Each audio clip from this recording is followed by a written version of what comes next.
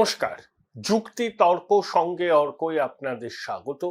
আপনাদের সঙ্গে আমি অর্কপ্রভ সরকার।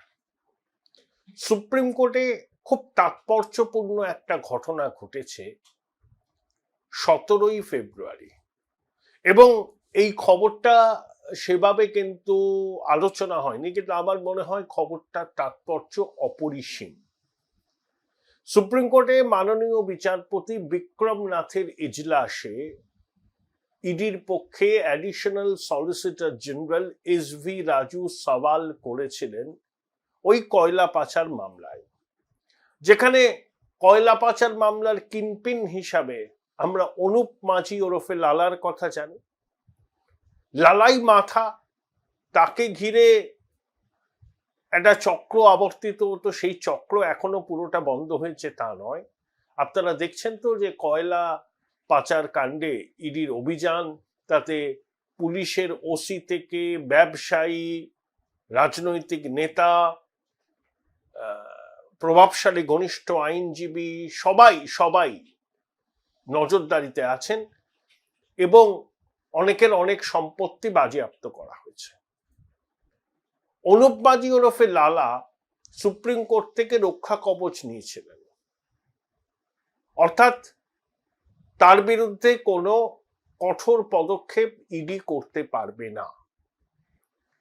সেই রায়কে চ্যালেঞ্জ জানিয়ে ইডি সুপ্রিম কোর্টের দ্বারস্থ হয়, এবং সুপ্রিম কোর্টের মাননীয় বিচারপতিরা ইডির আর্জি মেনে রক্ষা কবচ প্রত্যাহার করেন, এবং ইডি চাইলে পরে 14 দিনের জন্য নিজেদের হেফাজতে অনুপ মাঝি ওরফে লালাকে নিতে পারবে।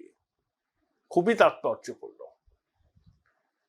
এর আগেও অনুপ মাঝিকে একাধিকবার ইডি তলব করেছিল, কিন্তু প্রতিবারই হাজিরা এড়িয়ে যান, এবং অনুপ মাঝি ওরফে লালা কাকে কাকে পয়সা দিয়েছেন তার একটা তালিকা তো ছিল, একটা ডায়েরি ছিল বা নোটবুক ছিল। ইডির দাবি সেই নোটবুকে সব সাংকেতিক ভাষায় লেখা আছে। একটা রিপোর্ট পড়েছিলাম খবরের কাগজে, সেখানে জনৈক এমজি নাম উল্লেখ আছে, যিনি প্রতি মাসে নগদ 10 লক্ষ টাকা করে পেতেন এই কয়লা পাচারকারীদের কাছ থেকে। তাছাড়া তো প্রোটেকশন মানি পেতেন পুলিশের এক শ্রেণীর অফিসার, একেবারে তলার লেভেলের পুলিশ কর্মী থেকে থানার ওসি, তারপরে যারা অনেকে আছেন, বেশ কয়েকজন উচ্চপদস্থ পুলিশ কর্তারা ইডির র্যাডারে ছিল কয়লা পাচার মামলায়। কিন্তু অনুপ মাঝি ওরফে লালা যেহেতু এই চক্রের মূল মাথা, এতদিন তার রক্ষা কবচ থাকায় তাকে ইডি জেরা করতে পারছিল না, এবং সেই ইডির হাজিরা এড়িয়ে যাচ্ছিল। এখন কিন্তু সুপ্রিম কোর্ট সেই রক্ষা কবচ প্রত্যাহার করেছে। আমার ধারণা 2-1 দিনের মধ্যেই লালা ওরফে অনুপ মাঝিকে ইডি নিজের হেফাজতে নেবে, এবং নিজের হেফাজতে নেওয়ার আবেদন করেই ইডি সুপ্রিম কোর্টের দরজায় কড়া নেড়েছিল।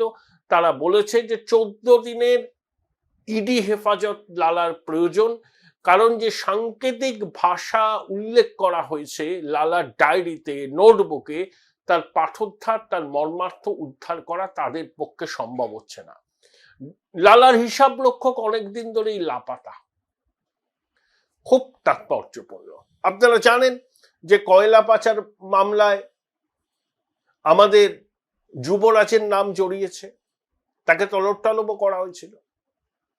কিন্তু দেখুন, আপনাকে আদালত গ্রাহ্য নথি প্রমাণ পেশ করতে হবে। হাওয়ায় কিছু ভাসিয়ে দিলাম, সংবাদপত্রে কিছু খবর প্রকাশ হলো, সে কিন্তু আইনের চোখে সেসব টিকে না, সেটা ইডিও জানে।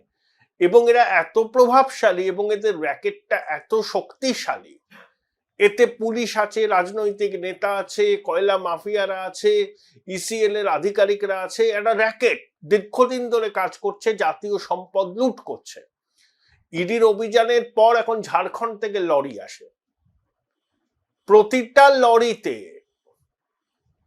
ওই যে বেআইনি কয়লার লরিতে প্রোটেকশন মানি নেওয়া হয়, বিপুল অঙ্কের টাকা। আপনার ঝাড়খণ্ড, এই রানীগঞ্জ, আসানসোল, দুর্গাপুর রেঞ্জে অনেক টিএমটি বারের কারখানা আছে, সেই সব কারখানায় এই কয়লাগুলো সাপ্লাই করা হয় প্রোডাকশনের জন্য। এবং অনুপ মাঝি ওরফে লালা দীর্ঘদিন ধরে এই চক্রটাকে সামলাচ্ছিলেন। তিনিই বলতে পারেন এই চক্রের মাথা। সুপ্রিম কোর্টে তার রক্ষা কবচ খারিজ হয়ে গেছে। এখন অনুপ মাঝি এবং লালাকে নিয়ে রাজ্যবাসীর কি আগ্রহ থাকতে পারে? এরকম তো কতই লালা আছে, তার রক্ষা কবচ বাতিল হলো, তাতে কার কি এসে যায়? অবশ্যই এসে যায়।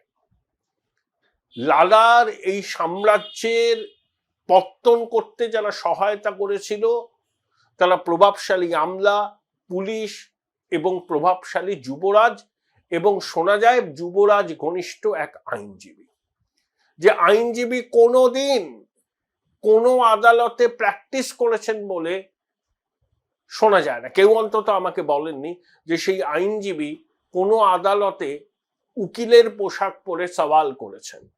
কিন্তু তিনি যেহেতু যুবরাজের অত্যন্ত ঘনিষ্ঠ এবং কার্যত অনেকটাই যুবরাজের নানাবিধ কর্মকাণ্ডকে নিয়ন্ত্রণ করেন বকলমে, তিনি যে পালের গোদা এটা নিয়ে কারুর মনে কোনো সংশয় নেই, ইডির মনেও নেই। কিন্তু ওই বললাম, আদালত গ্রাহ্য প্রমাণ দরকার। আপনি অনেক কিছু মনে করতে পারেন, অনেক কিছু ভাবতে পারেন, কল্পনার ফানুস ওড়াতে পারেন, সাধারণ মানুষ বলতে পারে সব সেটিং, কিছু করছে না ইডি। সব প্রমাণ থাকা সত্ত্বেও আপনারা জানলেন কি করে, বা আমিও বা জানলাম কি করে যে সব প্রমাণ আছে? প্রমাণ থাকা এবং আদালত গ্রাহ্য প্রমাণ, এই দুটোর মধ্যে আসমান জমিন ফারাক। এই দুর্বৃত্তরা কাকে কাকে টাকা দিয়েছে তা সব নোট করে লেখা আছে, অবশ্যই লেখা আছে, কোনো সন্দেহ নেই। কিন্তু সাংকেতিক ভাষায় লেখা আছে, সেটা ইডি তার মর্মার্থ উদ্ধার করতে পারছে না। যে উদ্ধার করতে পারতো সেই হিসাব রক্ষক সে লাপাতা অনেকদিন ধরে, লালা তদন্তে সহযোগিতা করছে না। তাই লালার রক্ষা কবচ বাতিলের আবেদন করেছিল ইডি, সুপ্রিম কোর্ট সেটা মঞ্জুর করেছে। আমার ধারণা 2-1 দিনের মধ্যেই লালাকে ইডি তাদের হেফাজতে নেবে।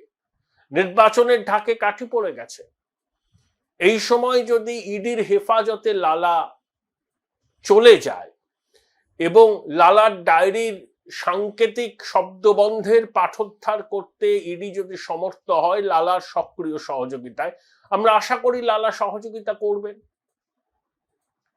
সহযোগিতা না করলে বাকিটা ইডি বুঝে নেবে। কিন্তু একবার ইডির হেফাজতে লালা চলে গেলে সেটা কিন্তু প্রভাবশালী যুবরাজ, তার ঘনিষ্ঠ আইনজীবী, অনেক পুলিশ কর্তা, অনেক রাজনৈতিক ব্যক্তিত্বের পক্ষে অত্যন্ত দুশ্চিন্তার কারণ।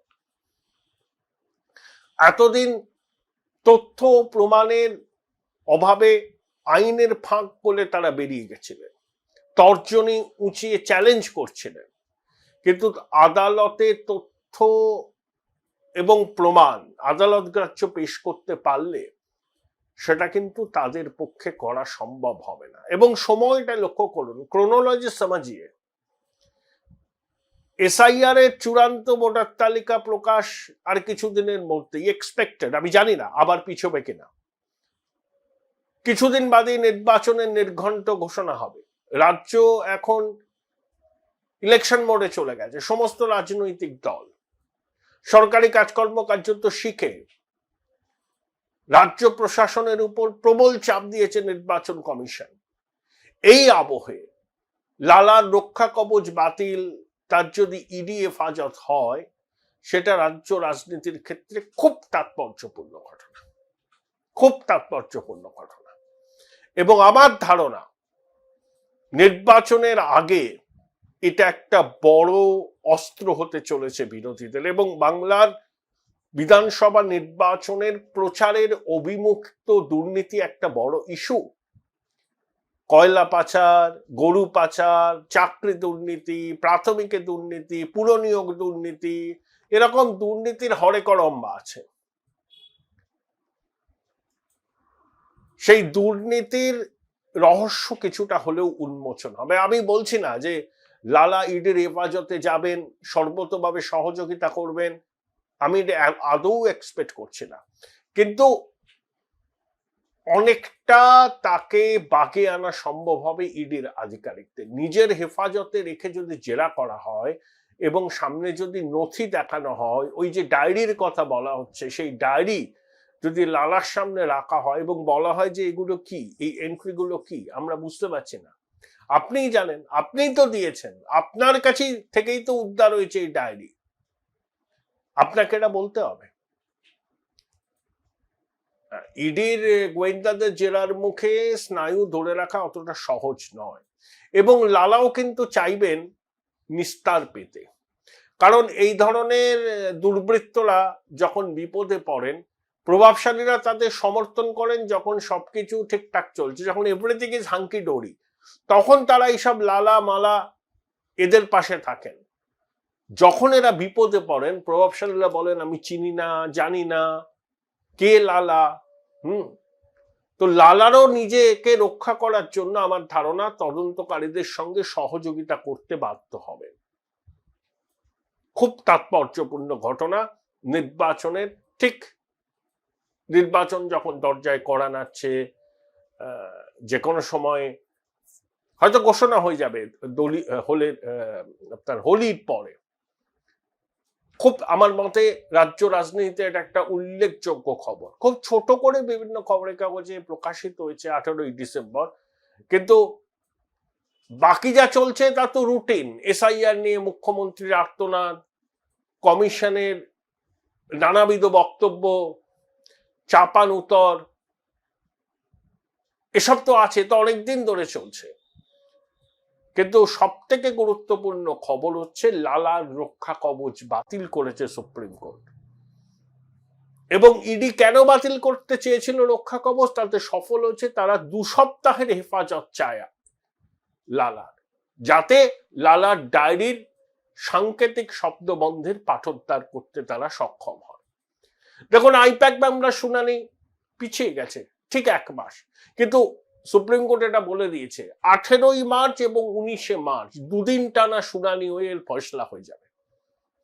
ইডি একটা রিজয়েন্ডারকে জমা দিয়েছে, কিন্তু তাও শুনানি হয়নি। দোলের পর শুনানির বিষয়ে ইডির আইনজীবী সওয়াল করেছিলেন, আদালত 18ই মার্চ তারিখটা দিয়েছে, এবং এটাও আদালত বলে দিয়েছে 18ই মার্চ এবং 19শে মার্চ এই 2 দিন কিন্তু শুনানি হবে, এবং এই শুনানির পরেই আদালত এই বিষয়টা নিষ্পত্তি করবে। আমি রাজ্য প্রশাসনের এক গুরুত্বপূর্ণ আধিকারিককে ফোন করেছিলাম এই প্রতিবেদন ঠিক করার আগে, রাজীব কুমারের ওয়্যার অ্যাবাউটস কি। তিনি বললেন রাজীব কুমার এখন দেশে ফিরবেন না বলে তার ধারণা তিনি যে ইথিওপিয়ার রাজধানী আদিস আবাবা হয়ে হয়তো আমেরিকা গেছেন, অন্য কোথাও গেছেন, চট করে তিনি কলকাতা মুখ হবেন না, দেশেও ফিরবেন না, যতদিন না পর্যন্ত সুপ্রিম কোর্টে এই মামলাটার ফয়সলা হয়। রাজীব কুমার দূরে থাকতে চাইছেন, বিতর্ক থেকে দূরে থাকতে চাইছেন। অতীতেও তিনি 19 দিন লাপাতা ছিলেন, যখন 2019-এর ফেব্রুয়ারি মাসে সিবিআই আধিকারিকরা তার বাড়িতে গিয়েছিল কিছু নথি সংগ্রহের জন্য। তারপর কি হয়েছিল আমরা জানি, তিনি 19 দিন লাপাতা ছিলেন। তারপর আলিপুর আদালত থেকে জামিন নিয়ে তিনি লোকচক্ষুর সামনে অবতীর্ণ হন। এখন তিনি তো অবসরের গ্রহে চলে গেছেন। সেই ভদ্রলোক আমাকে বললেন রাজীব এইভাবে চলে যাচ্ছে, এটা আমরা কেউ ঘুণাক্ষরেও জানতাম না। হয়তো ফিরে আসার পর যদি এই সরকার আবার কামব্যাক করে রাজীব কুমার, তাহলে হয়তো আবার কোন উপদেষ্টার পদে আসীন হবে। কিন্তু যদি এই সরকার কামব্যাক না করে, তাহলে জানি না রাজীব কুমার কি করবেন। কিন্তু আপাতত তিনি দেশে ফিরছেন না বলেই মনে করছে তথ্যভিজ্ঞ মহল। আপনাদের আবার জানিয়ে রাখি, সহায়তা করার জন্য যেভাবে আপনারা আমাকে সাহায্য করছেন আমি কৃতজ্ঞ। চ্যানেলটি সাবস্ক্রাইব করুন এবং থ্যাঙ্কস বাটনে ক্লিক করলে আপনাদের সহায়তা আমার কাছে পৌঁছে যাবে। Join Indian Institute of Hotel Management now. Right choice, right decision.